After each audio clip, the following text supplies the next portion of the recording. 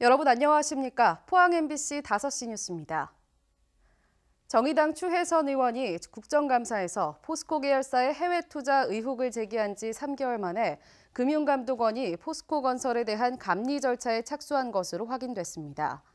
추 의원은 지난 10일 금융감독원이 포스코건설에 대한 감리 절차에 착수한 사실을 확인했다며 철저한 감리를 통해 여러 의혹이 투명하게 밝혀지길 기대한다고 밝혔습니다.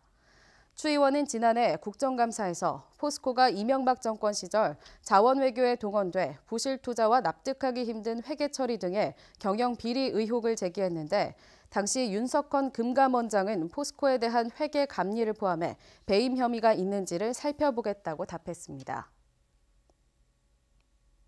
경북 예천군의회 해외 연수 추태 파문이 커지자 경북 시군의회가 해외 연수를 잇따라 취소하고 있습니다. 봉화군 의회는 이달 24일부터 30일까지 5박 7일 일정으로 예정됐던 베트남 연수를 취소했고 고령군 의회는 예천 사태가 불거지기 전인 지난해 10월 추경 예산을 편성하면서 해외 연수 비용 3,650만 원을 반납하고 해외 연수를 가지 않았습니다. 영주시의회도 올해부터 해외 연수 예산 항목 자체를 만들지 않았습니다.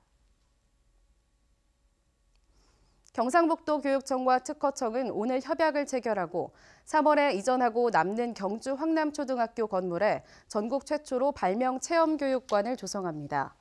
특허청은 발명체육관 설치와 운영비 47억 6천만 원을 지원하고 교육청은 부지와 건물 제공, 기자재 구입 비용 등 91억 원을 투자합니다. 전시체험 공간을 비롯해 코딩 발명실과 로봇 발명실, 연수실 등이 들어서는 발명체험교육관은 내년 2월 완공될 예정입니다. 산림청이 2018년 숲길 이용자 만족도 조사를 실시한 결과 문경 선유동천 나들길이 1위를, 울진군 금강 소나무 숲길이 2위를 차지했습니다. 울진의 금강소나무 숲길은 6개 구간 74km에 걸쳐 조성돼 있고 대왕소나무와 500년송 등 울창한 금강소나무 숲을 생생하게 체험할 수 있어 높은 평가를 받았습니다. 포항 구룡포 앞바다에서 어선 화재로 실종된 48살 최모 씨에 대한 수색이 나흘째 이어지고 있습니다. 해경은 경비정과 고속정 등을 동원해 사고 해역 인근을 조사하고 있지만 실종자를 아직 찾지 못한 상태입니다. 한편 지난 12일 구룡포 앞바다에서 통발어선 화재로 선장 등 3명은 구조됐지만 선원 2명이 숨지고 1명이 실종됐습니다. 홍역 환자가 사흘 만에 다시 발생해 모두 14명이 됐습니다. 이번에 확인한 14번째 환자는 지금까지 환자가 발생하지 않은 새로운 소아청소년과에 근무한 간호조무사입니다.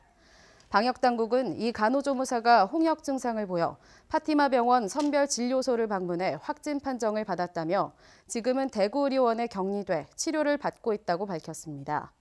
호흡기 세포융합 바이러스 RSV 환자는 늘어나지 않아 모두 38명입니다. 경주시는 침체된 지역경제 활성화를 위해 상반기에 건설공사 80% 이상을 발주하기로 했습니다. 올해 조기 발주 사업은 도로와 농업 기반, 상하수 분야 등 393건, 845억 원이며 다음 달 중순까지 사전 환경성 검토와 관련 기관 협의 등을 거쳐 실시 설계 용역에 들어갈 계획입니다. 또 재정 신속 집행을 위해 6개 반 20명으로 건설사업 조기 발주 추진 기획단을 편성해 운영에 들어갔습니다. 포항시 남북구보건소는 건강 위험 요인과 질환을 파악하고 필요한 의료 서비스를 제공하는 방문 건강관리 사업을 실시합니다. 대상은 기초생활수급자와 차상위계층, 독거노인, 다문화가정 등 취약계층 주민들입니다. 방문 간호사가 대상 가정을 직접 찾아가 혈압, 혈당 등의 기본 검진과 건강 상담, 맞춤형 건강 관리를 연중 실시하는 서비스입니다. 이상으로 포항 MBC 뉴스를 마칩니다. 여러분 고맙습니다.